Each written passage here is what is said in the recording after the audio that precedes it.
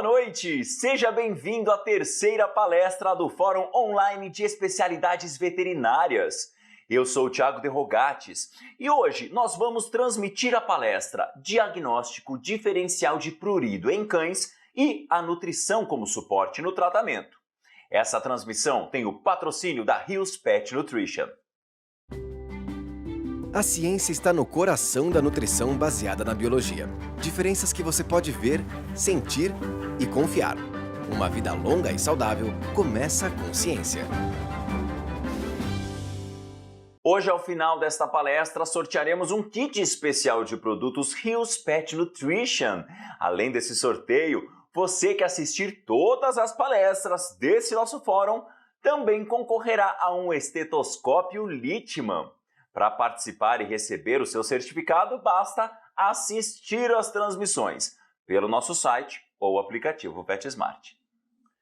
A primeira parte da nossa palestra de hoje será ministrada pela médica veterinária Flávia Clare. Ela é mestre e doutora em medicina veterinária pela Universidade Federal Rural do Rio de Janeiro. Diretora científica da Sociedade Brasileira de Dermatologia Veterinária, a SBDV. Responsável pelo atendimento clínico dermatológico da Clínica VetCare e da Clínica Intergávia, no Rio de Janeiro, e da Policlínica SOS Animal, na cidade de Vassouras. Bom, agora eu passo a palavra para a doutora Flávia, que ministrará a sua palestra. Boa noite, pessoal, tudo bem? Agradeço novamente estar aqui presente no VetSmart. Hoje a gente vai abordar um assunto que eu gosto muito. Muito obrigada, Rios, pelo convite. Falaremos hoje sobre o diagnóstico diferencial de prurido em cães e a nutrição como suporte terapêutico. Nós sabemos que o mais difícil de ser feito é o diagnóstico diferencial do prurido e que o prurido é o sinal clínico mais frequente em animais dermatopatas. Dessa forma, e a gente sabendo, né, que cerca de 30% até 65% dos animais atendidos na rotina clínica de hospitais e clínicas, eles apresentam alguma alteração clínica cutânea, nem sempre eles são levados para o hospital veterinário para serem atendidos por conta do problema de pele, mas sim por conta de uma estadia, de uma cirurgia eletiva ou até mesmo por banho, esses animais podem ter alguma alteração cutânea.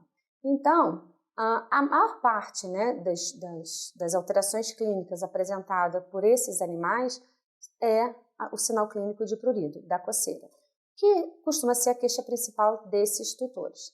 Então, das doenças que causam prurido no cão, a gente tem as dermatopatias parasitárias, como a escabiose canina, a própria demodiciose. A princípio, fala-se, né, que a escabiose é uma doença pruriginosa, mas que a demodiciose não é uma doença pruriginosa, mas a gente sabe na nossa rotina que a demodiciose ela tem como consequência piodermite, seborreia e a infecção secundária e até mesmo a seborreia ou então a malacesiose secundária fazem esse animal se coçar, e existem aqueles que se coçam em função da presença do ácaro demodex.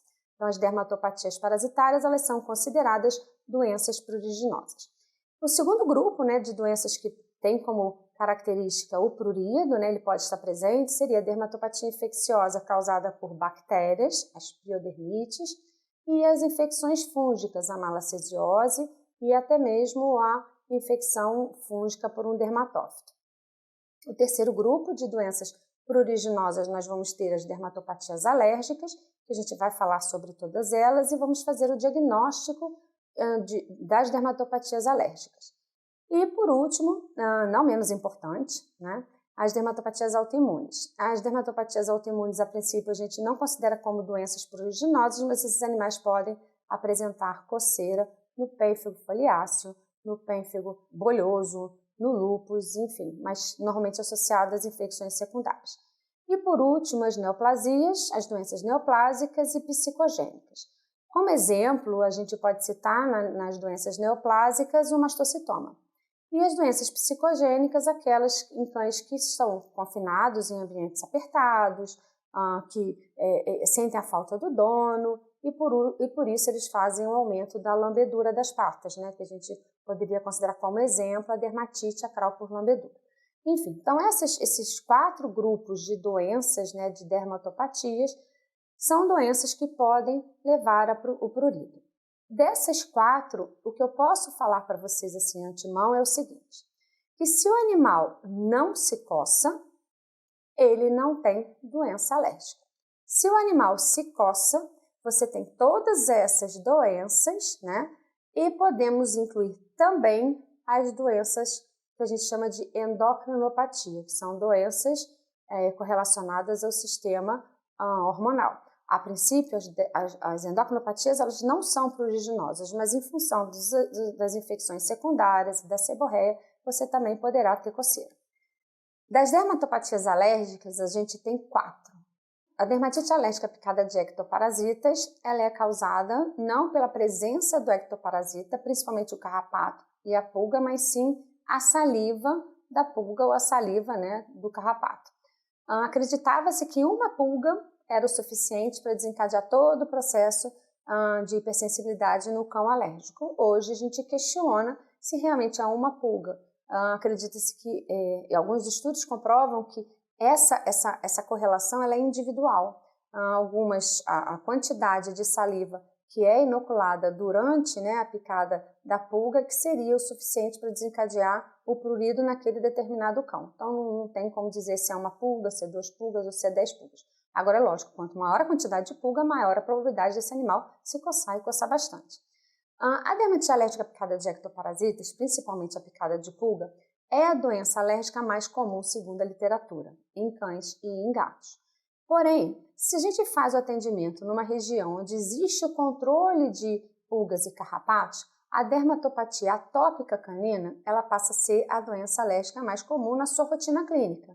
Mas segundo a literatura, a dermatite atópica canina ela é a segunda doença alérgica mais comum.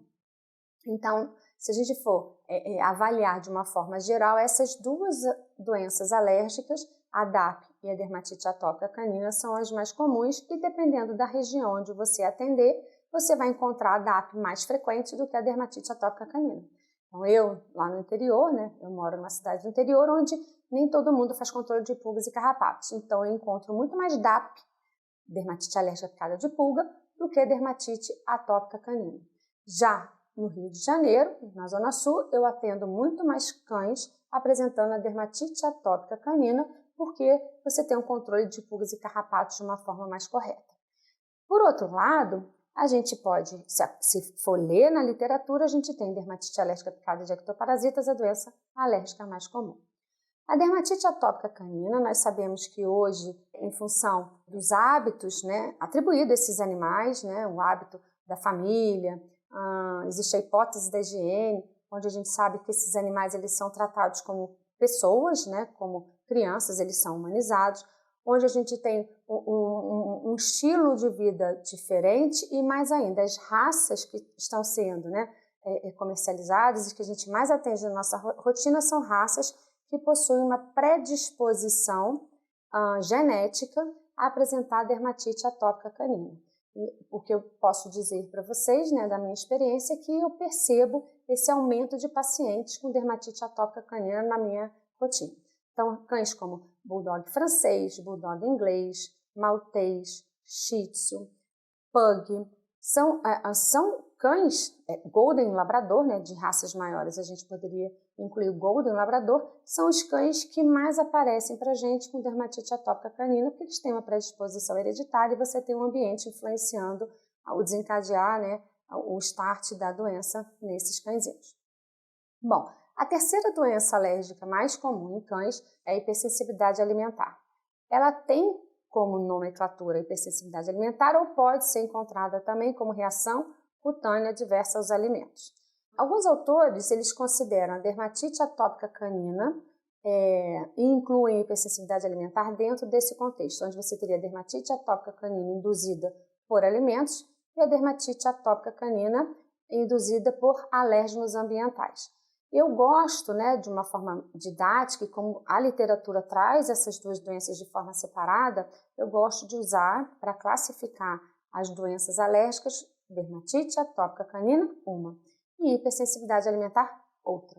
E podem existir animais que têm dermatite atópica canina, mas hipersensibilidade alimentar. Até porque o cachorro, ele não lê livro, né? E a gente sabe que ele pode ter mais de uma doença.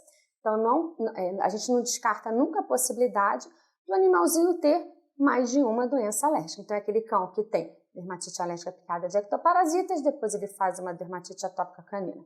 Ou então é aquele filhotinho que mais ou menos com uns 9 meses, 10 meses, ele começa a se coçar, e aí no diagnóstico diferencial do prurido você descobre que ele tem hipersensibilidade alimentar, e quando ele tem 2 anos e meio, ele faz o quê? Dermatite atópica canina. E tem aquele coitadinho que ele tem tudo, né? Ele tem dermatite atópica canina, tem dermatite alérgica picada de ectoparasitas e tem hipersensibilidade alimentar. Das dermatites alérgicas, aquela que é menor, né, tem menor frequência na rotina de cães e gatos, é a dermatite de contato. O nome mesmo a gente já define a doença. É quando esse animalzinho ele entra em contato com algum objeto ou algum utensílio que o faz ter hipersensibilidade, alergia naquele determinado ponto. Então, quais são, em relação às dermatites de contato, quais são os principais objetos na vida do cãozinho que poderia causar lesão? Potes de plástico, de cor, eles são considerados utensílios que são comuns causarem dermatite de contato, em animais que têm dermatite de contato. Segundo objeto, né, utensílio, fômix que o animal usa e pode desencadear dermatite de contato são coleiras, né? Então, o fato de o tutor compra uma coleira nova, bota aquela coleira e no local, o contato, né, o local onde a coleira tocou na pele desse cachorrinho, levou a alterações como eritema, edema, hiperpigmentação, se continuar nessa doença progredir, prurido, liquenificação e alopecia ou hipotricose. Então, são sinais clínicos indicando que no local onde houve o contato da coleira com a pele, desencadeou o processo inflamatório. Outro utensílio seria a roupinha, né? Cachorrinhos que usam roupa ou que deitam em tapete. E é importante entender que são exatamente no local aonde ele entra em contato com um determinado objeto é onde ele vai desenvolver as lesões de pele e a coceira. Brinquedos também de plástico, né, onde ele fica mordendo só de um lado, enfim. Bom, então aqui a gente está diante de 4 doenças alérgicas, sendo que todas elas, a queixa principal é a coceira, é o prurido. E a gente tem que lembrar, durante o nosso histórico e a nossa anamnese, de fazer a pergunta que a gente nunca pode esquecer. O seu cão coça? O tutor vai responder, coça, muito, ou não coça, coça pouco. Se ele fala coça muito, eu pergunto também, ele lambe as patas? Para eu poder incluir, né, e me ajudar no diagnóstico diferencial, o fato dele lamber a pata. Mas se ele responde para a gente não coça ou coça pouco, eu preciso perguntar se o cachorrinho lambe a pata. Porque o quadro clínico, né, de lambeção, lambedura de patas, está relacionado ao prurido. Mas o dono não associa a lamber a pata ao prurido, ele associa o quê? Meu cachorro está estressado, o meu cachorro ele sente minha falta. Não, doutor, isso é estresse. Não, gente, ele coça. Se ele lambe a pata, é porque ele coça. Isso é uma manifestação clínica do prurido. E o importante é você saber disso. E você só vai saber se você perguntar para o tutor se o cachorrinho está lambendo a pata. Então, a gente não pode deixar nunca de perguntar se o cachorrinho está lambendo a pata e explicar para o tutor. Realmente, existem doenças psicogênicas. Porém, as doenças alérgicas são muito mais comuns e lamber as patas, coçar as patas é um dos sinais clínicos das doenças alérgicas, principalmente a dermatite atópica canina. Por isso, gente, para eu fazer o diagnóstico de uma doença pruriginosa, de uma dermatopatia pruriginosa, eu preciso iniciar com o quê? Com histórico e com anamnese. E esse histórico e anamnese deverão ser feitos de uma forma muito minuciosa. Você tem que ter uma ficha clínica com todas as informações necessárias para você ir raciocinando em cima do caso clínico e ir direcionando a sua suspeita clínica e o diagnóstico diferencial dessa doença. Então, o primeiro ponto é você elaborar uma ficha. Eu trabalho com uma ficha clínica dermatológica, onde as perguntas-chave elas não faltam no meu histórico, na minha anamnese, exatamente para poder raciocinar em cima do caso clínico em questão. O segundo aspecto a ser bem, elaborado é o exame físico. O exame físico de um cão ele não deverá ser feito apenas, tenho um problema de pele, eu levanto da minha cadeira, vou examinar o cachorrinho, boto ele na mesa e simplesmente olho a pele. Não. O cachorro ele é um todo. Eu tenho que examinar ele como um todo, da pontinha do nariz até a pontinha da cauda. E esse exame físico ele vai me dar um monte de informação. Eu tenho que classificar as lesões primárias, as lesões secundárias. Se o dono fala para mim assim, não, doutora, não era assim no início, ele tinha tinha pereba, lesões diferentes. Não tem problema, eu sempre peço. Se a senhora tirou foto, gente, todo mundo hoje tem telefone, todo mundo tira foto de tudo.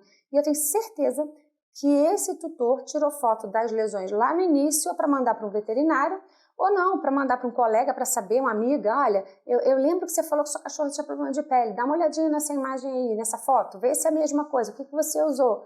Então, o exame físico, a gente vai realizar, o exame físico clínico geral, o exame físico dermatológico, mas a gente também precisa saber encontrar as lesões primárias, e se eu não encontrar essas lesões primárias durante esse exame físico, o que eu vou fazer? O senhor tem fotografia? Se o senhor tiver fotografia, pode me mostrar? E ele vai ficar super contente de mostrar todas as fotografias que ele tem lá de trás. E essas lesões primárias são importantíssimas para o diagnóstico lá na frente. Exames complementares. Eu falo isso para todos os meus alunos, em todas as palestras que eu tenho o prazer de proferir. Exame complementar, ele faz parte do atendimento dermatológico. Eu não posso deixar de fazer no mínimo 3 exames. São eles: raspado de pele, tricografia e citopatologia. Então, todos os cães que passam por mim no primeiro atendimento, eu deverei fazer, no mínimo, esses 3 exames, para eu poder chegar no diagnóstico. E, por último, eu mostro aqui, para vocês não esquecerem, os 3 exames que não podem faltar. Flávia, existem outros exames? Sim. A gente tem cultura fúngica, a gente tem cultura e antibiograma, a gente tem exames de sangue para poder fazer diagnóstico diferencial de doenças sistêmicas. Hoje, leishmaniose. Leishmaniose está aí, se apresentando de qualquer forma. Então, você tem os testes sorológicos, você tem que fazer bioquímico para fazer diagnóstico diferencial de endocrinopatia. Muitas das vezes a gente precisa fazer uma biópsia e um histopatológico. Enfim, então existem outros exames mais específicos que você pode usar na sua rotina, mas não pode, em hipótese alguma, faltar a raspado de pele, tricografia e a citopatologia. Então, esses aqui, gente, nem pensar. Esse aqui sempre tem que estar presente na sua clínica. Ah, professora, eu não sei fazer esse exame. Eu não tenho microscópio. Não tem problema, ou você investe na compra de microscópio, se não puder, não tem problema. Aprenda a fazer a coleta de forma adequada e encaminha para um laboratório de referência. Bom, então agora a gente vai ver a importância de se fazer esse diagnóstico diferencial e obedecer passo a passo o que a gente chama de step by step, passo a passo do exame clínico dermatológico. Temos aqui um paciente que chegou para o meu atendimento com suspeita, ele foi encaminhado com suspeita de doença alérgica. Ele se coçava muito, tinha um raspado de pele que veio com, eu vi na pastinha do tutor o resultado negativo, e ele chegou para mim fazendo uso de corticoterapia e se coçando muito. Para minha surpresa, vocês podem ver que o raspado de pele dessa cadelinha deu diagnóstico positivo para sarna sarcóptica, Sarcoptes scabie. Então, o ácaro ele já estava lá, ele estava presente. Só que até de 50% a 70% dos exames, você pode ter um resultado falso negativo. Daí a importância de você fazer o quê? Um diagnóstico clínico, um exame físico extremamente adequado. Então, nesse videozinho, que eu estou fazendo um raspado de pele na ponta da orelha do animal, ele apresenta o que a gente chama de reflexo otopodal, onde eu esfrego a ponta da orelha e na mesma hora ele movimenta a patinha de trás. Então esse é o reflexo otopodal, que é comum a presença dele durante o exame físico de um cão que tem escabiose. Então, gente, o raspado de pele ele deverá ser feito e a gente tem que lembrar que de 50% a 70% dos raspados de pele para escabiose, eles podem ter um falso negativo. Da mesma forma, esse cachorrinho é um filhote de aproximadamente mais ou menos 7 meses, 8 meses. Ele apresenta lesões eritematosas alopécicas, com várias máculas, pápulas e pústulas, e ele tinha suspeita clínica de doença alérgica e foi feito para ele também corticoterapia oral. No raspado de pele, o que nós encontramos? O ácaro Demodex candis, que é o ácaro da demodiciose. Por isso a importância do raspado de pele. E aí você me pergunta, ele se coçava? Sim, ele estava se coçando, por isso o veterinário entrou com a corticoterapia oral.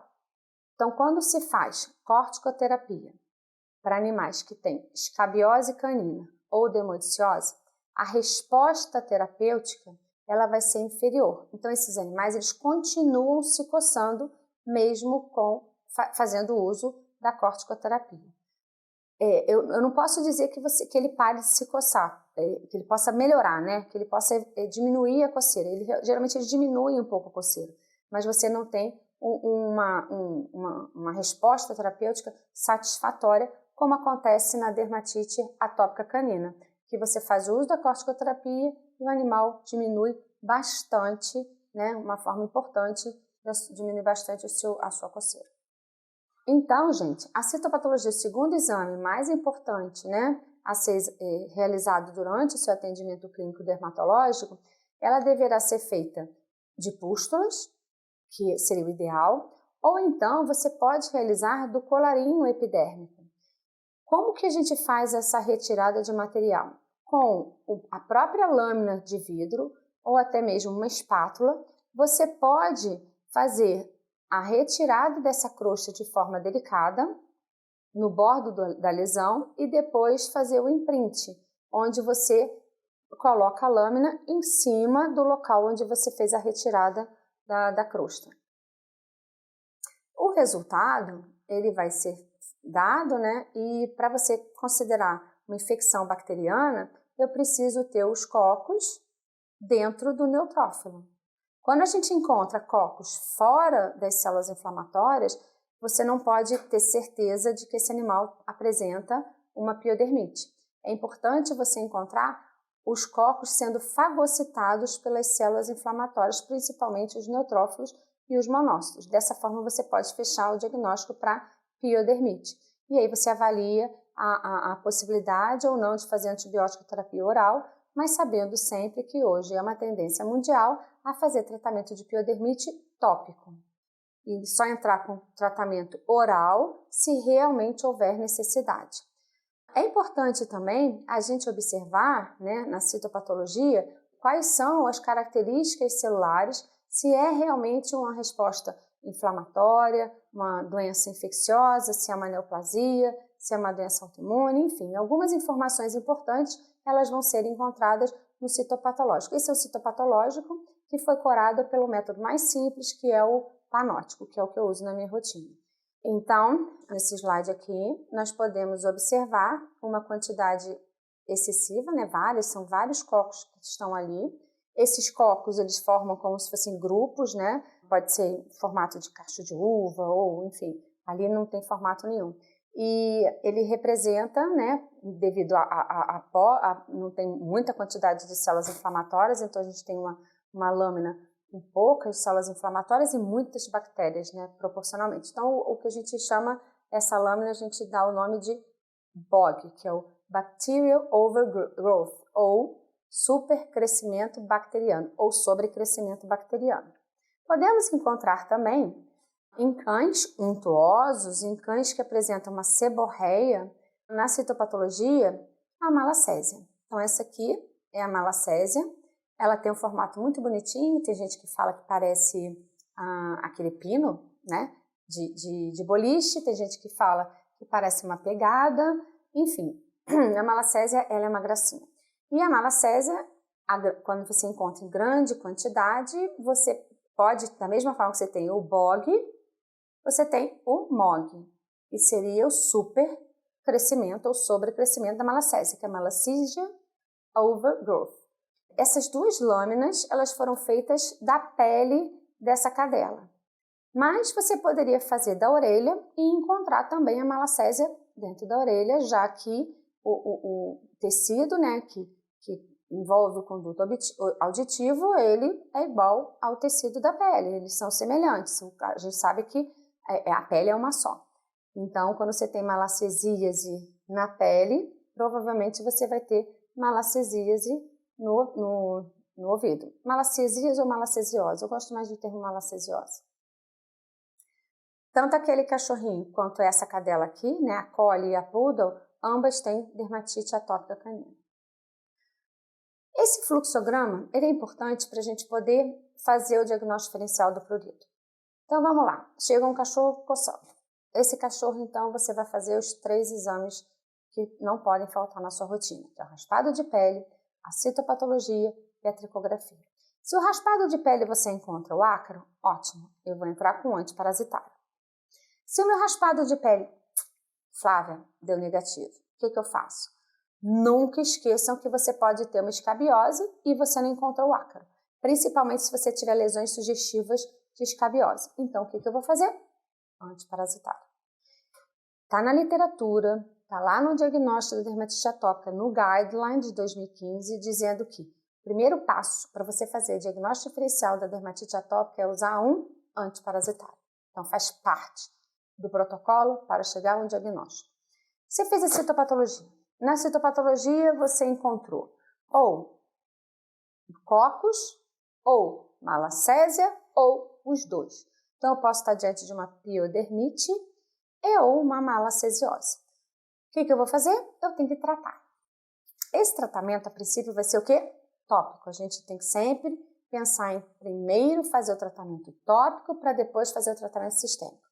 Ah, Flávia, não evoluiu bem, na minha revisão de 15 dias o cachorro piorou muito, o dono não tem condição de fazer banho, ele não, é um cachorro muito pesado, é muito peludo, ele não tem como levar esse cachorro para dar banho, porque a dona tem problema de coluna, ou então é muito caro o banho desse cachorrinho, enfim, não posso fazer tratamento tópico de jeito nenhum.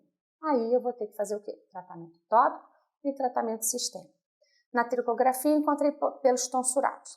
Esses pelos tonsurados, eles podem estar presentes exatamente porque o cachorro está se coçando. Então, quando ele se coça, o pelo quebra. E o nome que se dá é pelo tonsurado. Ou eu percebo, eu observo ou suspeito da presença de artroconídeos. O que eu vou fazer? Cultura fúngica. Agora, 4 semanas depois, esse animal retorna para a minha revisão. Você pode fazer uma revisão com 2 semanas, ou você pode fazer com 3 semanas. Eu gosto de fazer com 4 semanas, exatamente para dar tempo de eu avaliar se ele se coça ou não. Então, ele já fez uso de antiparasitário, eu já dei banho nesse animal para controlar as infecções secundárias, eu já dei um conforto usando uma medicação oral que não seja residual para eu poder suspender antes da consulta e ele fazer me dar informação se houve melhora ou não da coceira. Então, o que eu vou fazer aqui? Eu vou prescrever para casa um antiparasitário, um banho com produto que faça controle de infecção bacteriana e infecção fúngica, prescrevo uma medicação para controlar a coceira, não posso fazer corticoterapia até o último dia, né, antes da visita, então se eu precisar usar uma corticoterapia eu vou usar no máximo 10 dias, porque ele volta em 4 semanas, e aí eu vou entrar com o classitinib para controlar a coceira e vou pedir o quê? Dona Maria, 3 dias antes da senhora voltar para a consulta, para o nosso retorno, a senhora vai suspender o uso dessa medicação que controla a coceira. Porque no dia que ela chegar, no meu retorno, eu vou fazer a seguinte pergunta. Como é que está o seu cachorrinho, Dona Maria? Ele melhorou a coceira? Então eu vou avaliar a coceira. Se esse prurido parou completamente, eu estava diante de uma doença causada, né, pela pulga, pelo carrapato ou até mesmo uma sarna, ou eu estava diante de uma infecção bacteriana, uma infecção fúngica que fazia com que esse animal se coçasse. Então, gente, no retorno de 4 semanas, eu tenho que ter certeza que esse animal não está fazendo uso de nenhuma medicação forte para controlar o prurido ou uma medicação residual. E aí eu vou fazer o quê? Eu vou perguntar, o prurido parou? Sim, doutora, o prurido parou. Então eu estou diante da DAP. Ou então eu estou diante de quem? De uma doença parasitária ou infecciosa. Não, doutora, o prurido não parou. Ai, se não parou, o que eu tenho que fazer? A parte mais difícil, a dieta de exclusão. E essa dieta de exclusão, ela tem que ser feita, gente. Eu sei que muitas das vezes a gente tem a resistência do tutor para realizar a dieta de exclusão, mas ela é imprescindível. A gente sabe que numa população geral, o percentual de cães que apresentam hipersensibilidade alimentar é em torno de 5%, tem alguns trabalhos que falam 3%, parece ser pouco. Mas dos cães que se coçam,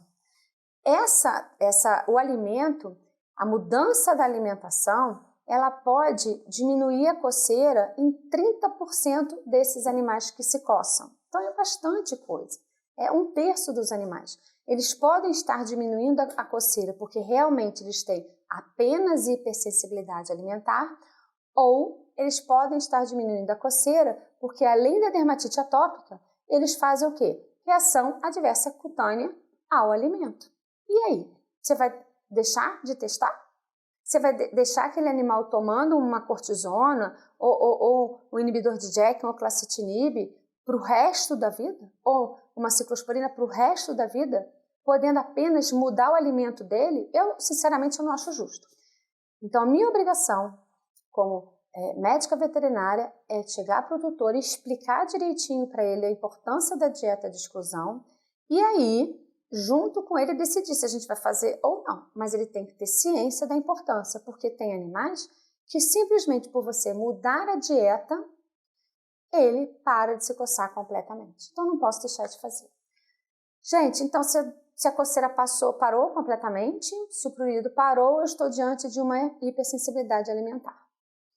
Não parou, doutora. Meu cachorro continua se coçando. E aí eu tenho duas possibilidades. Uma, o cachorro parou de se coçar um pouco, 30%, 20%, ele parou. E outra, continua do mesmo jeito. Então, se ele continua do mesmo jeito, não mudou nada.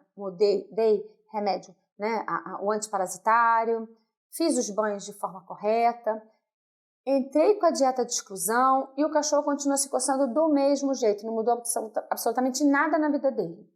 Se ele não mudou nada, ele só tem, né, no diagnóstico diferencial do prurido, a gente está diante de quem? Da dermatite atópica canina. Agora, se o prurido melhorou parcialmente, né, ele pode ter tanto a dermatite atópica canina quanto a hipersensibilidade alimentar. Então, eu posso reexpor esse animal aos alimentos, ou a ração antiga, ou se você fez uma dieta, né, natural aos alimentos, para poder saber qual alimento que ele pode comer ou não. Se você reduzir o prurido dele em 30%, o alimento influencia a coceira. E aí o importante é você tentar dar um alimento que não faça ele se coçar. Tá bom? Bom, se eu fiz o diagnóstico de dermatite atópica canina, né, aí sim eu posso fazer o teste alérgico. O teste alérgico, ele não é um método diagnóstico da dermatite atópica canina. Então, eu não posso fazer um teste alérgico para saber se o cachorro tem dermatite atópica canina. Eu posso fazer um teste alérgico e devo fazer um teste alérgico para poder selecionar os alérgenos que eu vou incluir na imunoterapia. Então, quando eu tiver o resultado, o que for positivo, o que ele tiver, né, o que esse animal apresentar uma hipersensibilidade, é o que eu vou colocar dentro lá do frasquinho da imunoterapia. Então, o teste alérgico ele é utilizado para você selecionar os alérgenos para a sua imunoterapia. Não é para se fechar diagnóstico para dermatite atópica canina. Por isso que eu só devo fazer esse teste alérgico no final do que a gente chama de diagnóstico de exclusão da dermatite atópica canina. Então, gente, fechando agora aqui, nós temos o quê? O único método de diagnóstico da dermatite atópica canina é o diagnóstico de exclusão. Não existe outra forma de você fazer diagnóstico da dermatite atópica canina. Agora, se o animal apresenta prurido e ele não tem diagnóstico, se eu não fiz nada do que foi feito, né, até agora, nada do que eu expliquei até agora para vocês, que é o que chega para a gente na nossa rotina, qual é o medicamento que mais se usa nesses animais para controlar a coceira? Porque é o que vai dar mais resposta clínica, não tenho dúvida. Corticoterapia. Então, agora eu vou apresentar alguns casos para vocês de animais que fizeram uso da corticoterapia e que tiveram insucesso terapêutico exatamente porque a gente tinha um diagnóstico errado, certo? Então, aqui a gente está diante de uma cadelinha da raça Poodle, onde ela tinha várias lesões. Então, a primeira é essa daqui. E o segundo, é o Billy, é esse aqui. Ambos fazendo uso de corticoterapia. A cadelinha, a primeira, ela fazia uso de prednisolona oral e o segundo cachorrinho, Depomedron injetável. Foram feitas 6 vacinas, uma por mês, então foram 6 meses de Depomedron injetável. Tanto a Bela, se eu não me engano o nome dela é Bela, quanto o Billy, ambos apresentavam sarna, escabiose canina. Então, o primeiro passo, se eu não sei o que o cachorro tem, eu não tenho condições de fazer o diagnóstico diferencial da dermatite alérgica, né, da dermatite atópica canina. Eu primeiro preciso tratar sempre as doenças parasitárias. Mesmo caso, eu num cachorrinho que não tinha o diagnóstico, não foi feito raspado de pele, mas ele se coçava muito, o veterinário fez uso de corticoterapia. Então, eu não posso deixar de fazer o tratamento para a doença parasitária. E aqui a gente tem uma demodiciose. Não posso deixar de tratar as infecções secundárias. Ambos os cães, tanto o primeiro quanto o segundo, faziam uso de medicação para controle de prurido. Mas não vai funcionar, porque ele está, tanto esse quanto esse caso, ele tem 2 animais apresentando uma dermatite seborreica untuosa, acentuada, com liquenificação, processo crônico. Ele não vai parar de coçar. Ele vai continuar coçando mesmo fazendo uso de corticoterapia. Eu preciso tratar. E o tratamento é o quê? Tópico. Banho, banho, banho. Um outro caso. Esses 2 casos foram os últimos que eu peguei mais interessantes. Ambos, tanto aquela labradora, né, lata, e esse pitbull. Esse pitbull ele está sedado porque ele era muito bravo. Então, tanto essa labradora quanto esse cãozinho, esse pitbull, estavam fazendo uso de corticoterapia oral para tratamento de doença alérgica. Na verdade, essa primeira estava com suspeita de doença autoimune, segundo a veterinária. E a gente estava diante de quê? De dermatofitose. Então, o diagnóstico diferencial, os exames complementares, eles são extremamente importantes para você chegar ao diagnóstico definitivo. E aí vem o grande questionamento. Quanto de dinheiro que esse tutor gastou, quanto de remédio essa cadela tomou durante mais de um ano e não teve um diagnóstico correto. Então, você está aqui gastando, né, o dinheiro do tutor, você está fazendo com que esse cachorro seja submetido a tratamentos não necessários, ou simplesmente porque você não tem um diagnóstico. Então, o que coça nem sempre significa doença alérgica. A dieta de exclusão, como eu falei anteriormente para vocês, ela deverá ser feita para chegar ao diagnóstico, né, de dermatite atópica ou hipersensibilidade alimentar. O tempo mínimo para a dieta de exclusão é de 8 a 10 semanas. E durante esse tempo, né, durante todos esses 8 a 10 semanas, eu não posso usar qualquer medicação para controlar o prurido, porque existem medicações que existe um efeito, né, prolongado, e aí dessa forma você não tem como suspender para poder na revisão ou no retorno avaliar o prurido. Então a medicação que você pode usar, né, que você suspende, que depois de 12 horas da última administração e com segurança 3 dias depois não vai existir, né, mais efeito dessa medicação, é o oclacitinib. Então você inicia com o oclacitinib. Durante 8 semanas você vai fazer o oclacitinib. Na 4ª semana você pede para o tutor retornar, suspendendo 3 dias antes o oclacitinib. Então lembra naquele retorno de 4 semanas?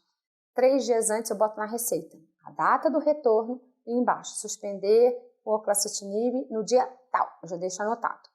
E aí quando ele chega no consultório, a primeira pergunta que eu faço: suspendeu o oclacitinib? Lembrou de suspender o oclacitinib? Sim. Aí dou continuidade ao atendimento. E aí eu vou fazer a pergunta: seu cachorro parou de se coçar? Sim ou não? Se sim, total, parcial, ou se não, não parou de coçar. Esse animal continua na dieta de exclusão por mais 4 semanas e na 8ª semana ele vai retornar com 3 dias sem o oclacitinib. Então, 3 dias antes da revisão, da segunda revisão, do segundo retorno, com 8 semanas, ele vai ter suspendido o oclacitinib para poder avaliar o prurido. E eu vou perguntar, a senhora suspendeu a medicação, o oclacitinib? Sim ou não? E se ela suspendeu o oclacitinib e esse cachorrinho parou totalmente de se coçar, a gente realmente estava diante de uma hipersensibilidade alimentar e vai ter que manter essa dieta para o resto da vida do animal, principalmente se for uma ração, uma ração hipoalergênica. Se for uma dieta, né, natural, aí não, esse animal vai ter que ou entrar com a ração hipoalergênica, que ele não vai poder comer somente a dieta de exclusão para o resto da vida. Então, a gente tem que avaliar como que vai ser a conduta clínica da alimentação desse animal.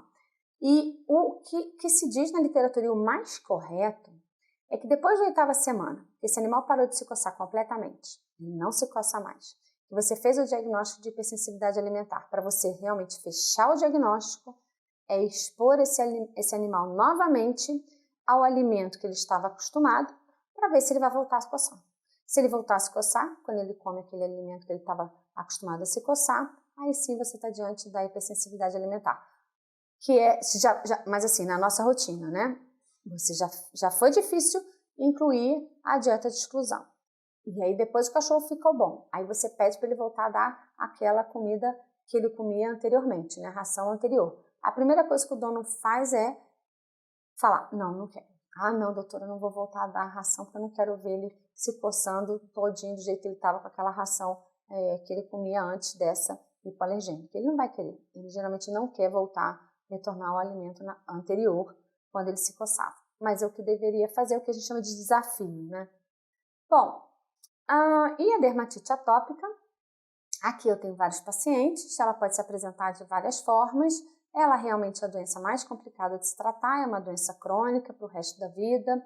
Esse animal vai apresentar piodermite secundária, ele tem um quadro de desbiose cutânea, ele tem um quadro de defeito na barreira cutânea, ele tem uma hipersensibilidade do tipo 1 e como ela a gente chama, ela não é uma doença só, ela é uma síndrome, existe otite, conjuntivite, quielite, anite, dermatite, pododermatite, dermatite seborreica, piodermite, malacesiose secundária, enfim. Como você tem diversas formas clínicas da mesma doença, é um paciente que vai ser seu paciente para o resto da vida, ele vai procurar o seu colega. E aí o tratamento, ele realmente é complicado, ele é individual, ele é dispendioso e demanda, né, uma paciência do tutor e sua com o tutor, porque esse animal com certeza não vai ficar curado no resto da vida. Boa noite então, pessoal, obrigada pela presença, agradeço a presença de vocês aqui depois de um dia de trabalho ou um dia de estudo. Agradeço o convite da VetSmart, novamente aqui na casa deles, falando um pouquinho de uma doença que eu adoro, que é a dermatite atópica canina, e agradeço em especial a Rios o convite por vir falar aqui com vocês e falar um pouquinho da minha experiência. Muito obrigada e boa noite. Excelente, doutora Flávia, muito obrigado. Bom, agora eu convido todos a continuarem com a segunda parte da nossa palestra, ministrada pelo médico veterinário Fábio Teixeira. Ele é mestre e doutor em clínica veterinária, também pela Faculdade de Medicina Veterinária e Zootecnia, a USP. Coordenador do curso de pós-graduação em Nutrição e Nutrologia de Cães e Gatos da Amplivepa São Paulo, onde também atua como docente do curso de graduação. Ele é membro e fundador da Sociedade Brasileira de Nutrição e Nutrologia de Cães e Gatos do Colégio Brasileiro de Nutrição Animal, a CBNA. Bom, agora eu passo a palavra para o Dr. Fábio, que ministrará a sua palestra. Olá, boa noite. Antes de mais nada, eu queria agradecer a Rios pelo convite e da gente conversar hoje, né, um pouquinho sobre essa questão do diagnóstico diferencial do prurido em cães e como que a nutrição pode dar um suporte aí no tratamento dos cães que têm uma doença dermatológica, uma dermatopatia. tá? O nosso foco então vai ser realmente essa questão nutricional e a pele. Para a gente começar, sempre que a gente conversa um pouco sobre prurido em cães e a relação disso com a alimentação, a gente tem que diferenciar e, na verdade, entender o que são as reações adversas ao alimento, né? As reações adversas ao alimento, elas são divididas em dois grupos. O grupo das intolerâncias, que é quando a gente tem algum componente nessa alimentação, que o animal ele vai ter uma reação àquilo, mas que não tem um envolvimento imunológico. Então, por exemplo, um cão que ao ingerir um produto lácteo, ele tem algumas alterações gastrointestinais por deficiência de lactase. Então, isso é uma intolerância metabólica. O animal que ele ingere um alimento que tem uma determinada toxina, isso é uma intolerância tóxica. Quando a gente pensa em alergia, quando a gente pensa principalmente em prurido, que acredita-se grande parte tenha realmente um envolvimento imunológico na ocorrência desse prurido, a gente está falando então provavelmente de um quadro alérgico. E tudo isso acaba ficando dentro desse grupo de reações adversas ao alimento. Então, quando eu falar aqui o termo hoje reação adversa ao alimento, a gente pode entender principalmente que o nosso foco é mais nesse alimento desencadeando esse prurido, tá? Pensando então nas dermatopatias como um todo, se eu tenho uma dermatopatia que vai culminar numa suspeita de reação adversa ao alimento, sendo a causa dessa dermatopatia, a forma da gente diagnosticar isso, né, o começo de tudo isso é com a chamada dieta de eliminação.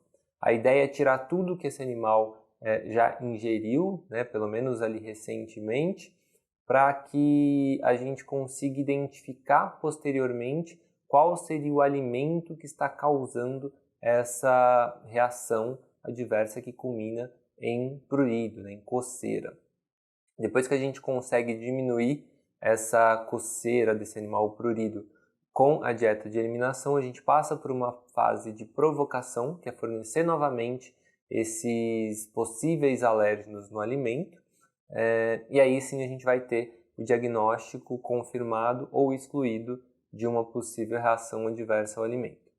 Depois que a gente olhar um pouquinho mais para essa questão da reação adversa ao alimento, aí sim a gente vai observar mais outros aspectos nutricionais gerais que têm relação com as dermatopatias, né? Então a gente tem que garantir que esse animal vá receber uma alimentação completa, porque a gente sabe hoje que a deficiência de algumas vitaminas, de alguns minerais, pode culminar aí, em manifestações dermatológicas nesses animais. A gente tem alguns nutrientes que têm um impacto um pouco mais direto na pele e algumas dermatoses que parecem responder quando a gente acrescenta esses nutrientes na alimentação em quantidades às vezes um pouquinho maior do que seria talvez a necessidade básica, digamos assim, desse cão. Então, quando a gente tem a suspeita da reação adversa ao alimento, o diagnóstico tem que seguir mais ou menos esse raciocínio que eu coloquei aqui para vocês. A gente primeiro tem que excluir os diferenciais, né? Então tem que garantir que esse animal não esteja com ectoparasitas, garantir ou investigar se não tem alguma outra causa de base para essa manifestação de prurido. Fazendo essa exclusão, a gente vai fazer uma investigação dietética para pesquisar quais seriam possíveis alimentos inéditos na vida desse cão, né, e o que ele já comeu, para tentar identificar dentro daquilo que esse animal já recebeu, o que pode ser o causador desse prurido. A gente tem que fazer, obviamente, o exame físico do nosso paciente, mas o padrão de lesão dermatológica não nos ajuda muito a definir se essa alergia é realmente uma alergia relacionada ao alimento ou não.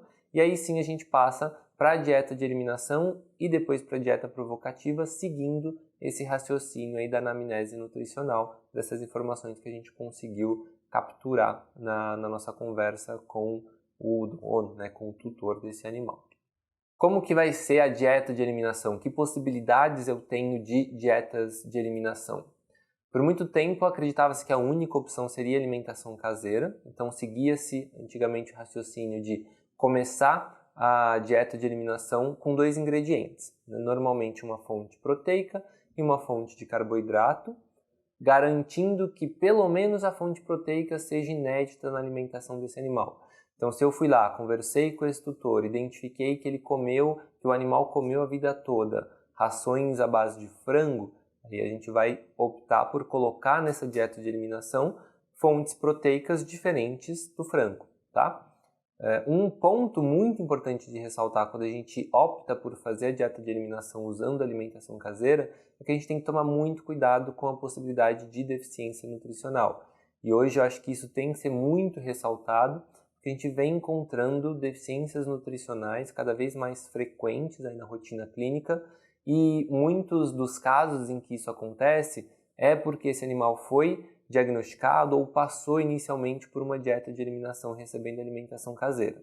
Então, se eu identifico que corre o risco desse proprietário nunca mais deixar de dar alimentação caseira nesse esquema de 2 ingredientes, eu tenho que considerar, deixar muito claro para esse tutor quais os riscos que isso pode causar. Tá? Então, existem trabalhos que mostram que algumas dietas de eliminação ou dietas voltadas mais para esse caráter hipoalergênico, quando caseiras, podem sim ser deficientes. E principalmente nesse esquema inicial de 2 ingredientes, essa deficiência pode realmente acontecer. Tá?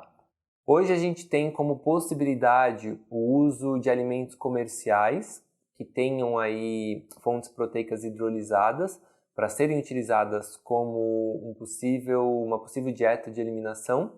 E a gente tem trabalho que mostra isso. Então, por exemplo, nessa pesquisa que está aí na tela de vocês, eles fizeram um levantamento retrospectivo de cães que receberam o alimento hidrolisado e que receberam alimentação caseira para servir como um diagnóstico de reação adversa ao alimento.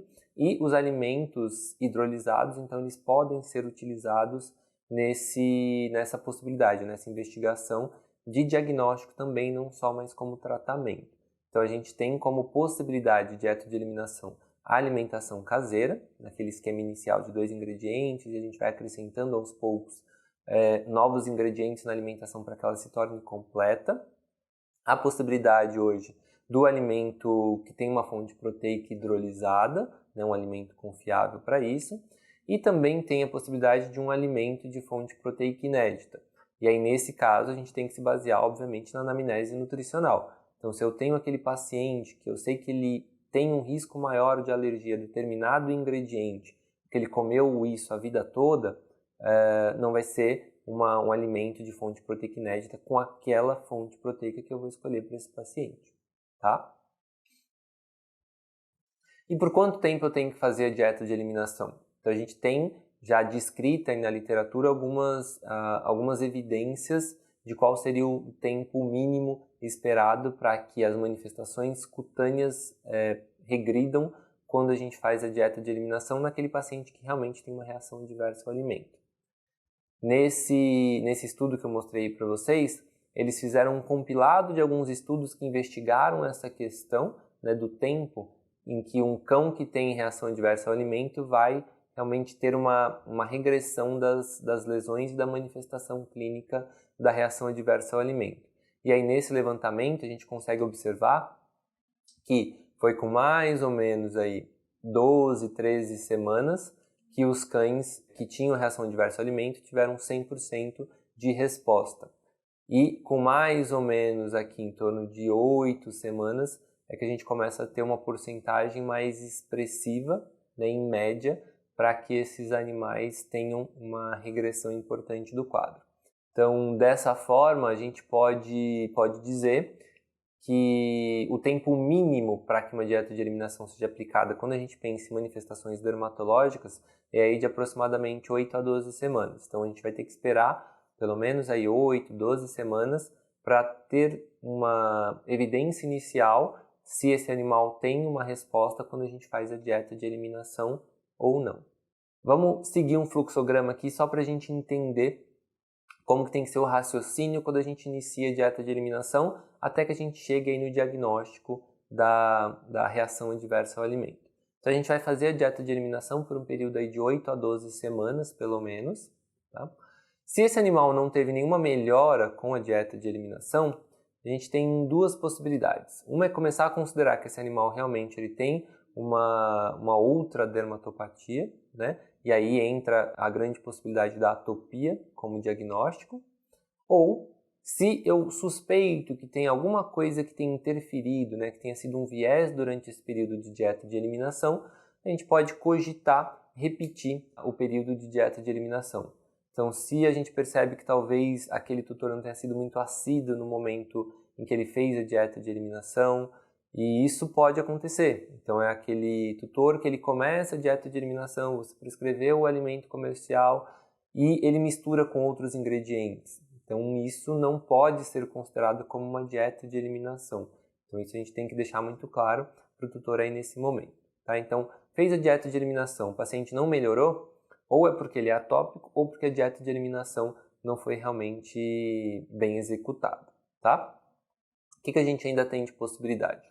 Fez a dieta de eliminação e o paciente melhorou, teve uma regressão importante aí das manifestações clínicas, a gente começa então a considerar fazer o teste provocativo. Então, esse é o padrão hoje colocado como diagnóstico da reação adversa ao alimento. Então, existem testes sanguíneos, testes intradérmicos, né, que avaliam essa questão alérgica, mas hoje a dieta de eliminação é o padrão para diagnóstico. E o padrão para diagnóstico é fazer a dieta de eliminação, observar uma melhora do paciente e fazer o provocativo, né, expor esse animal aos alérgenos. Para aí sim a gente começar a considerar que ele tem uma reação adversa ao alimento. Isso é importante de deixar claro, por quê? Porque muitas vezes a gente pega na rotina aquele paciente que foi diagnosticado como um animal que tem uma reação adversa ao alimento só porque ele teve uma melhora inicial aqui após a dieta de eliminação. O padrão é que a gente faça o provocativo, depois do provocativo, se esse animal não teve piora, que pode acontecer, aí a gente considera que esse animal não tem a reação adversa ao alimento.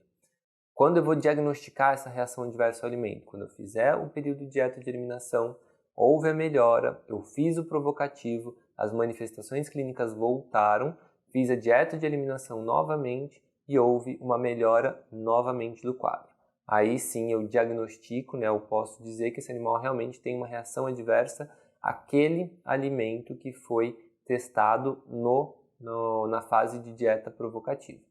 E nessa fase aqui em que a gente faz o provocativo e o animal não piora com aquele provocativo, eu posso dizer que ele não tem uma reação adversa àquele alimento que foi testado. Tá? E a gente também tem que lembrar da possibilidade, que na maioria das vezes é talvez a principal possibilidade de ocorrência, quando a gente suspeita de uma alergia alimentar, né, de uma reação adversa ao alimento, é que esse paciente tenha uma melhora parcial, e aí pode ser que ele tenha, na verdade, uma reação adversa ao alimento associada a um quadro de outras alergias, como uma atopia. Tá? Isso é considerado hoje como uma das principais possibilidades de um animal ter reação adversa ao alimento associado com um quadro de atopia. Fizemos o período, então, de dieta de eliminação, o animal melhorou. Por quanto tempo eu tenho que fazer aquela fase provocativa? A recomendação é que a gente faça por até 15 dias, para garantir que nesse período de 15 dias o animal ingerindo esse alimento que eu quero testar, ele não tenha nenhuma manifestação. Tá? E com o que eu vou testar? O que eu acrescento na alimentação desse animal? Então vamos supor que a gente está lá com aquele paciente, você suspeita da reação adversa ao alimento, fez o período de 8 a 12 semanas de dieta de eliminação, o animal está comendo o alimento que foi prescrito, e aí como que eu faço? Eu vou acrescentar nesse alimento algum item que eu quero avaliar. Nesse estudo que eu mostrei aqui para vocês, eles fizeram aí um levantamento dentre vários estudos e elencaram quais eram os principais alérgenos aí, causadores ou desencadeadores da reação adversa. Então, os principais para cães foram a carne bovina, produtos lácteos, a carne de frango e o trigo. Tá? Mas se nós observarmos aqui nesses dados, a gente vai ver que tem vários ingredientes que foram considerados aí como possíveis alérgenos. Inclusive, tem um trabalho aqui que cita até o tomate como possível alérgeno. Então, a gente tem que levar em consideração também a nossa anamnese, né, e investigar o que esse animal comeu a vida toda. Então, se é um animal que ele nunca comeu um produto lácteo, talvez a chance do produto lácteo ser o alérgeno seja uma chance aí um pouco menor.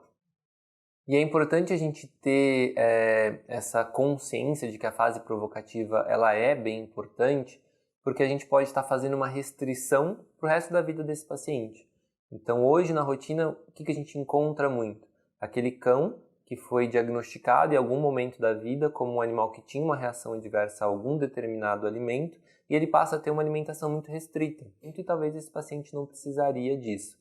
Então é bem importante a gente deixar claro para o tutor nesse momento que a fase provocativa ela é fundamental para bater o martelo e realmente termos um diagnóstico dessa reação adversa ao alimento para aquele paciente. Tá? Então isso é importante. Muitas vezes o tutor não vai querer submeter o paciente ao risco da coceira novamente, que incomodou aquele animal por tanto tempo, mas é importante a gente pelo menos deixar claro isso para ele, que aquele diagnóstico só vai poder ser feito com essa fase provocativa muito bem executada. Então a gente conversou aqui rapidinho sobre essa questão de como que a gente vai fazer o diferencial da reação adversa ao alimento. Fizemos toda essa investigação, a gente tem sempre que fazer um paralelo de que esse paciente, tendo uma reação adversa ao alimento ou não, independente de qual o diagnóstico, ele tem que receber uma alimentação completa, ele tem que receber uma alimentação que vai fornecer todos os nutrientes que ele precisa para que essa pele se mantenha saudável. Então, esse animal ele tem uma dermatopatia, sendo ela de origem alimentar diretamente ou não, alguns aspectos nutricionais podem realmente ajudar a manutenção ou até a melhoria da saúde dessa pele. A gente vai ver agora alguns desses pontos para a gente discutir. Quando a gente olha aqui a pele, a gente percebe que tem vários nutrientes que têm uma ligação direta com a pele. Então, alguns aqui a gente vai conversar um pouco mais, rapidinho sobre eles, mas vale destacar que até a coloração da pele ela tem uma relação com o alimento. Então, por exemplo, alguns aminoácidos, como a fenilalanina, a tirosina principalmente, e o cobre, que é um mineral, eles têm uma relação direta aí com a coloração dos pelos que esse animal tem. E na ausência desses nutrientes ou numa quantidade inferior ao que esse animal precisa, a gente pode encontrar alterações, inclusive na coloração da pele desses animais, da pelagem especificamente desses animais. Então, só para ressaltar essa questão de que realmente é muito importante o fornecimento de um alimento completo para esse paciente, além de vários outros nutrientes que aí vão ter uma relação mais direta, não só com a qualidade da pelagem, mas com a saúde dessa pelagem em si, tá? Então vamos ver alguns desses nutrientes aqui de uma maneira bem rapidinha. Primeiro que eu acho que é bem importante da gente discutir é o zinco. Tá? Existem algumas dermatoses que são consideradas como dermatoses responsivas ao zinco, por quê? Porque ele participa aí como cofator de várias enzimas, de vários arcabouços metabólicos, desde a síntese proteica, a queratinização dessa pele, a própria metabolização da vitamina A, que a gente vai ver que é importante para a pele, assim como os ácidos graxos, todos eles dependem um pouquinho do zinco para que essa metabolização aconteça de maneira adequada. O zinco ele também tem uma participação muito importante no metabolismo de diferenciação e replicação celular, e um dos motivos é porque ele participa do metabolismo dos ácidos nucleicos, da síntese de DNA, da síntese de RNA. E então a cicatrização, o crescimento, a reprodução, a imunidade desse indivíduo como um todo é dependente aí de um bom aporte de zinco. Quando a gente tem um animal com uma deficiência de zinco, as manifestações na pele são diversas, mas o que é bem descrito é a questão de eritemas, áreas de alopecia, formação de crostas, a possibilidade de termos aí portas de entrada para micro-organismos, e no histopatológico dessa pele, o que a gente vai encontrar como clássico da deficiência de zinco é uma hiperqueratose paraqueratótica, tá? E não necessariamente esses animais eles têm um prurido na deficiência de zinco. Esse prurido normalmente ele vai estar mais associado com alguma outra doença que esteja ocorrendo, porque a deficiência de zinco abriu porta para micro-organismos se instalarem e replicarem aí nessa pele de maneira desordenada. Quando a gente pensa na dermatose responsiva ao zinco, a gente tem aí duas síndromes consideradas, a dermatose responsiva ao zinco de síndrome 1 e a síndrome 2. Vamos olhar um pouquinho para a síndrome 1 para a gente entender sobre o que a gente está falando. A síndrome 1 ela é considerada mais como uma anormalidade metabólica, que é muito descrita em algumas raças, então como o Husky e o Malamute. Questiona-se se, por exemplo, o Akita, o Labrador, possam manifestar a síndrome 1 da dermatose responsiva ao zinco, e tem outras raças aí relatadas. Para quem quiser mais detalhes aí sobre raças e quais as principais manifestações, esse trabalho ele mostra para a gente 41 casos, né, e ainda faz uma revisãozinha da literatura sobre dermatose responsiva ao zinco. O que a gente sabe que o diagnóstico em si da dermatose responsiva ao zinco vai estar muito relacionada com as informações do animal, então principalmente a raça. Então se eu estou atendendo um Malamute, apesar de não ser tão frequente no Brasil, mas a gente tem o Husky, que é um pouquinho mais frequente, são raças com uma predisposição maior a essa síndrome. Então na anamnese a gente vai investigar se esse animal ele pode ter alguma deficiência nutricional. Então, por exemplo, é um paciente que ele recebe alimentação caseira desbalanceada, recebe um alimento comercial de baixa qualidade. Então, esse animal, na nossa anamnese, a gente vai identificar essa possibilidade dele fazer parte aí da dermatose responsiva ao zinco, sendo de síndrome 1 ou de síndrome 2, tá? A síndrome 1, então, é essa alteração metabólica. A síndrome 2, a gente vai ver que é a deficiência nutricional em si, tá? A gente tem que excluir, obviamente, os diferenciais, né? Então, investigar se esse animal não tem nenhuma outra doença que cause as lesões que ele tiver. E aí, de novo, então, o diagnóstico vai ser realmente com base nas informações de resenha, de anamnese e de um histopatológico mostrando essa hiperqueratose paraqueratótica, que é o que a gente tem nessa imagem que está no slide de vocês, tá? Na tela de vocês. Como que a gente trata? Esses animais, eles tendem a responder com a suplementação de zinco. Pode ser tanto por via oral e em situações mais graves por via injetável, né? Normalmente pode ser, por exemplo, a via intravenosa, com essas doses aí que tem algumas recomendações de literatura. Quando é por via oral, a recomendação é que esse animal receba 3 mg por quilo do zinco elementar, de preferência sobre a forma de zinco quelatado com metionina.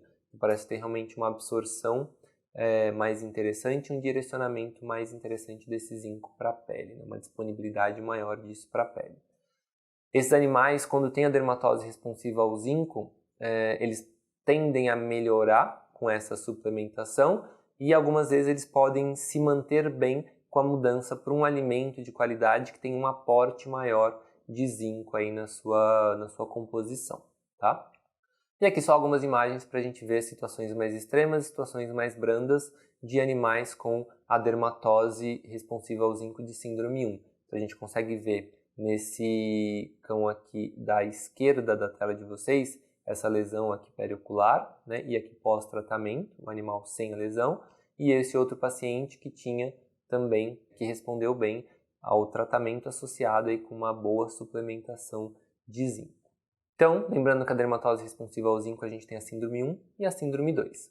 Quando a gente pensa na síndrome 2, a gente também vai encontrá-la como síndrome do alimento genérico, porque normalmente é aquele paciente que ele recebe um alimento não completo ou um alimento de baixa qualidade e os relatos eles estão mais relacionados com aqueles animais que estão numa situação de demanda nutricional, demanda energética maior. Por exemplo, filhotes em crescimento, animais de raças grandes, fêmeas durante gestação, lactação, animais que têm uma pelagem, digamos assim, especial, que precise de um aporte nutricional um pouco mais específico, podem manifestar.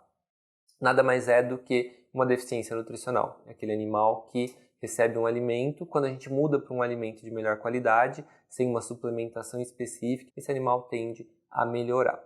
Então, alguns exemplos aqui, esse é um paciente meu que ele recebia uma alimentação caseira que a proprietária seguia ali das recomendações de sites, né?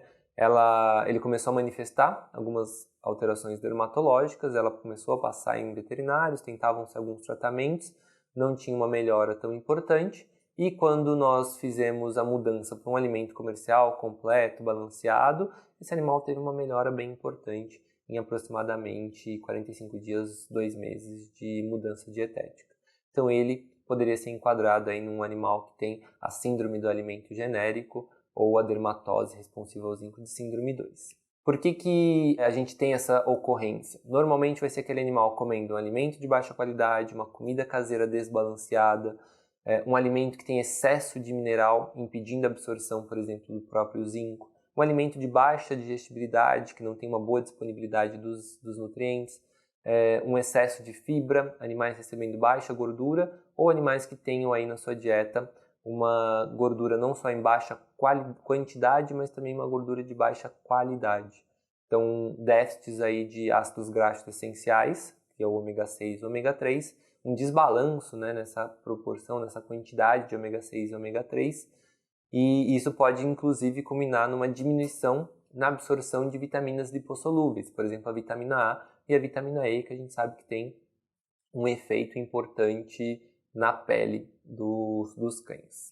Pegando um gancho aí nessa questão das gorduras, é importante a gente lembrar que os cães eles têm uma necessidade, né, por gordura e ácidos graxos, então esses nutrientes são essenciais para o cão, inclusive e principalmente o ômega 6 e o ômega 3, que eles vão ter uma função tanto de estrutura para essa pele, como também de modular os processos inflamatórios que vão acontecer na pele desses animais. Então aqui a gente tem um quadrinho, né, com alguns nomes de alguns ácidos graxos, todos eles aí com componentes da série ômega 6 e ômega 3, e as suas funções. Se a gente observar, são funções principalmente estruturais e relacionadas com a questão de processo inflamatório de que essa pele possa estar passando, tá? Então a gente tem que lembrar que a alimentação dos cães tem que ter gordura, tem que ter ômega 6, e principalmente nesses animais que têm uma alteração dermatológica é importante um aporte adequado de ômega 3 também. Quando não tem esses ácidos graxos, principalmente a ausência do ômega 6, que é bem estrutural para essa pelagem, para essa pele, a gente pode ter manifestações como seborreia seca, pelame mais opaco, menor elasticidade da pele, áreas de alopecia, uma menor taxa de replicação celular, exudação e até manifestações de otites nesses pacientes, tá? A gente tem aqui alguns trabalhos, né, e vários outros, coloquei só alguns exemplos de trabalhos que mostram que um adequado aporte de ômega 6 e de ômega 3 para os cães vai resultar numa melhora de estrutura da pele e numa melhora inflamatória também dessa pele. E um trabalho que eu queria destacar é esse daqui, que ele mostra que quando eles fizeram nesses animais que tinham atopia um melhor aporte de ácidos graxos essenciais, eles conseguiram reduzir a dosagem de prednisolona que esses cães com atopia recebiam. E isso é bem importante, né, quando a gente pensa numa doença crônica que vai precisar de um acompanhamento por bastante tempo, e a gente sabe que muitas vezes esses animais, quando entram em crise, uma das possíveis terapias realmente é o uso de corticoide, que quanto menor a dose a ser utilizada, obviamente vai ser melhor para esse paciente. Pensando ainda em outros nutrientes que têm um impacto importante na pele, é bem importante a gente lembrar da vitamina A. A vitamina A ela participa aí na diferenciação da epiderme, ela participa de todo o estímulo de expressão gênica e de queratinização dessa pele, e também ela participa aí do estímulo de crescimento dos pelos. Então a vitamina A ela faz parte de todo esse metabolismo cutâneo, tá?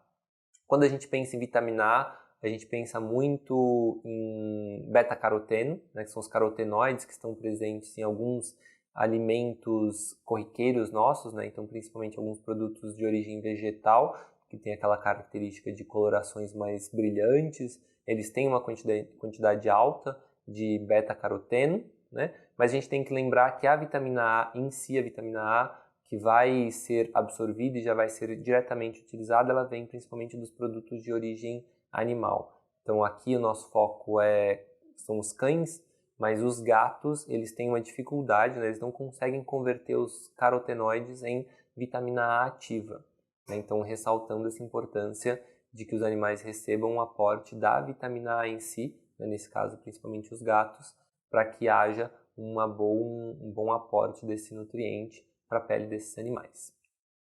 A vitamina A tem uma descrição de uma possível dermatose que responde a suplementação de vitamina A, e os cockers são colocados como uma raça mais predisposta a essa dermatose responsiva à vitamina A. O que se sabe hoje é que, principalmente com o advento dos alimentos comerciais que têm uma quantidade maior, né, mais próxima do ideal, né, não só suprindo o recomendado, mas que tem um aporte maior de vitamina A para esses animais que podem ter alterações dermatológicas, essas dermatoses responsivas à vitamina A elas parecem estar bem menos frequentes na rotina, né? Mas é importante lembrar da possibilidade de que essa doença venha acontecer nos cães. O que a gente vai encontrar, então, se eu tiver um paciente que tem uma dermatose responsiva à vitamina A antes da suplementação ou da mudança para um alimento que tem um aporte maior de vitamina A? A gente vai encontrar lesões de pele, né, marcadas por alopecia, por uma menor cobertura pilosa mesmo. Esses animais vão ter uma predisposição maior a piodermites, áreas de hiperpigmentação, áreas de seborreia bem grave, e no histopatológico vai ser encontrado então uma hiperkeratose folicular, tá? Então nesses pacientes talvez um dos diferenciais importantes seja a dermatose responsiva à vitamina A, principalmente se na minha anamnese eu identifiquei que esse paciente pode estar recebendo um aporte menor do que o recomendado, né, se ele for realmente deficiente, ou se eu conseguir mudar para um alimento que tem um aporte maior de vitamina A, ou avaliar a necessidade de realmente fazer uma suplementação dessa vitamina. Pensando ainda nas dermatoses responsivas a nutrientes, a gente tem um trabalho brasileiro que descreve aí um caso de uma dermatose responsiva à biotina em um cão. O que esse animal ele apresentava? Ele apresentava lesões nas regiões nasais e nos coxins plantares. Então a gente consegue observar aqui na foto, né, essas lesões que faziam que esse animal sentisse inclusive dor ao caminhar. A biotina, só para a gente lembrar, o que ela é? Ela também é chamada de vitamina H, participa aí de metabolismo de vários tecidos, inclusive como um cofator do metabolismo dos ácidos nucleicos, o que vai estar envolvido diretamente com funções celulares, replicações e com a síntese de tecido, além de participar da síntese de ácidos graxos, de aminoácidos, do próprio ácido nucleico. Então tem uma ligação direta com a pele, que é um tecido que tem uma taxa de replicação bem alta. Em ingredientes, a biotina ela vai estar presente tanto em alguns produtos de origem animal, como alguns produtos de origem vegetal, mas em alguns ingredientes mais específicos. O que é importante ressaltar da biotina é que ela não é um nutriente essencial, não precisa realmente estar na alimentação do cão, mas a gente sabe que em algumas situações a biotina ela pode não estar sendo sintetizada de maneira adequada pelos cães, tá? E dessas possibilidades é quando esse animal ele recebe algum tipo de tratamento, de terapia, que vai modificar a síntese da biotina, que é sintetizada pela microbiota no intestino. Então, nesse caso que foi descrito aqui nesse trabalho, eles observaram a dieta do cão e eles perceberam que não tinha biotina suplementada nesse alimento comercial que o animal recebia.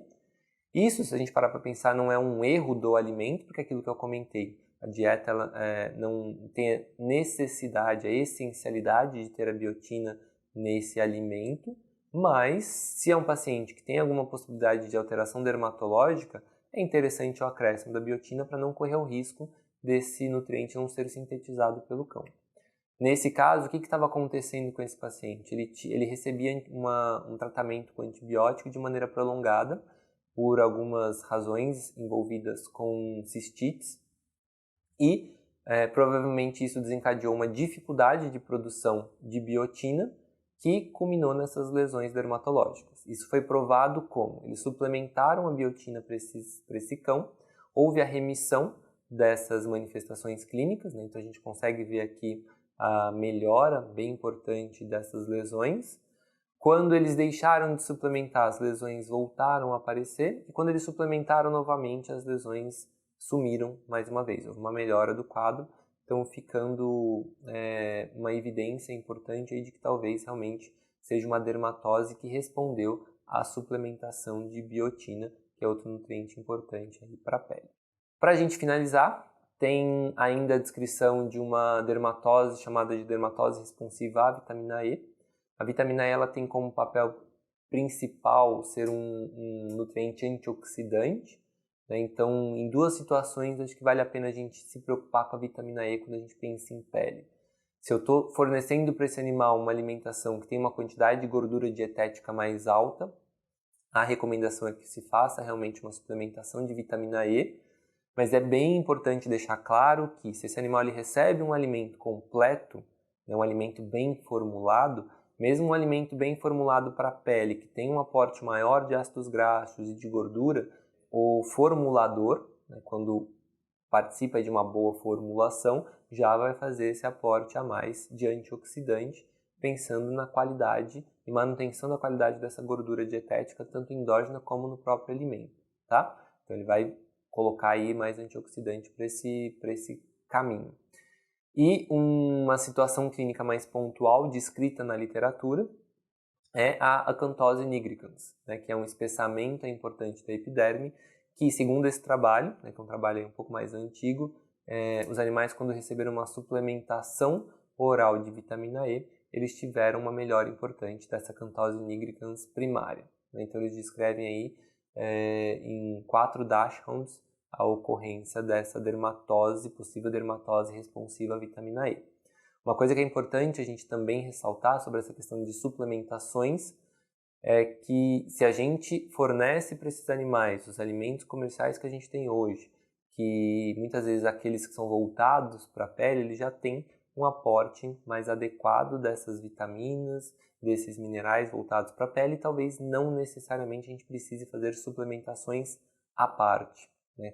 Caminhando aí com um alimento voltado para esse princípio dermatológico, talvez a gente já consiga ter todas essas melhorias descritas na literatura, considerando que muitas dessas dermatoses antigas, elas ocorriam porque os animais comiam ou alimentos caseiros desbalanceados, ou os alimentos comerciais não tinham o grau de tecnologia e de aprimoramento nutricional que a gente tem hoje em dia disponível no mercado. Tá? Então, espero ter contribuído aí com vocês, né, com um pouquinho dessas informações da relação da nutrição com a pele. Daria para ficar horas aqui discutindo, né, alguns pontos nutricionais específicos, mas acho que esses são os mais importantes quando a gente pensa no diagnóstico diferencial das dermatopatias que podem ter uma relação direta com a nutrição. Se der para deixar uma mensagem final, é pensar sempre em alimentação completa. Fornecendo para esses animais uma alimentação completa, o risco de deficiências causando dermatopatias vai ser bem menor. E quando a gente pensa nas alergias, fazendo uma boa triagem naquela fase de dieta de eliminação, a gente vai errar menos e diagnosticar mais corretamente aquele paciente que realmente tem uma reação adversa ao alimento. Espero ter contribuído e boa noite. Muito obrigado, Fábio. Bom, agora eu passo a palavra para a Brana Bonder, supervisora de assuntos veterinários da Hills Pet Nutrition, que ministrará agora a sua apresentação. Boa noite, meu nome é Brana, sou supervisora de assuntos veterinários da Hills Pet Nutrition e hoje nós vamos conversar um pouco sobre os nossos lançamentos para o ano de 2020. A Hills vem transformando vidas há 80 anos. A nossa missão é enriquecer e prolongar as relações especiais entre as pessoas e seus animais de estimação. Uma missão que começou na década de 30, com um homem que estava à frente do seu tempo. Dr. Mark Morris Sr. sabia que a nutrição estava no coração da saúde de nossos animais de estimação. Ele criou um alimento especial para a pastora alemã Bud, um cão-guia de Maurice Frank, que era um jovem cego. Bud sofria de insuficiência renal e passou a consumir o alimento que hoje em dia é a Hills Prescription Diet KD Cuidado Renal. Dr. Morris Sr. foi pioneiro em enxergar a nutrição como manejo clínico de cães e gatos, sendo autor do tão renomado livro Small Animal Clinical Nutrition. E tudo começou com ciência. Não somente a ciência exata, focada em componentes, processos produtivos e otimizações em escala, mas o que nos move é principalmente a ciência biológica. O que nos move é a paixão pela vida. Acreditamos que o nosso dever é dar a cada animal o melhor cuidado humanamente possível. E a nutrição clínica é a forma mais humana de cuidar dos nossos animais. São mais de 250 veterinários que trabalham diariamente em nosso Centro de Nutrição de Animais de Estimação para criar os nossos produtos e melhorar continuamente nosso portfólio em todo o mundo. Todas as nossas fórmulas são desenvolvidas por veterinários, PhDs, nutricionistas e cientistas de alimentos em nossa matriz, com foco na qualidade nutricional de cada alimento. Assim, para o ano de 2020, ampliamos a linha Prescription Diet com um portfólio pensado exclusivamente para o nosso mercado, com produtos inovadores para o mercado em evolução. Apresentamos para vocês os nossos produtos que serão produzidos em 2020 no Brasil, com novas fórmulas e novos tamanhos, que são eles cuidados da pele, o alimento gastrointestinal, obesidade para cão e obesidade para gato, para fornecer ao mercado a mais ampla variedade de produtos de nutrição clínica capazes de melhorar a saúde de cães e gatos. Hoje nós falaremos sobre o alimento cuidados da pele. É um alimento coadjuvante seco, indicado para cães adultos com pele sensível ou dermatoses responsivas a nutrientes. O alimento contém teores adequados de proteína, zinco e cobre, que vão dar suporte à pele. Contém ácidos graxos essenciais e adição de ômega 3 para oferecer brilho à pelagem e controle da inflamação da pele, além de conter antioxidantes clinicamente comprovados que ajudarão a neutralizar os radicais livres. São ingredientes de altíssima qualidade com padrão internacional na seleção de matérias-primas e fornecedores. A Rios oferece o que tem de melhor no quesito controle de processos e alto padrão das embalagens, o que garante a qualidade do produto. As formulações únicas, somadas às embalagens em português, novos tamanhos e com opção pedaços pequenos para cães de menor porte, irão abranger todos os pacientes. Assim, a nova linha Prescription Diet está ainda mais completa para transformarmos vidas juntos em 2020. Muito obrigada e uma excelente noite. Nós finalizamos hoje por aqui. Eu espero que o nosso conteúdo tenha sido de muita relevância para a rotina dos nossos colegas médicos veterinários por todo o Brasil. Eu agradeço, em nome do VetSmart e da Rios. Bom, até a próxima palestra com o tema Gastroparesia, Fisiopatogenia e Manejo, que será ministrada pelo médico veterinário Ricardo Duarte. Você não pode perder. Tchau, tchau. Até lá.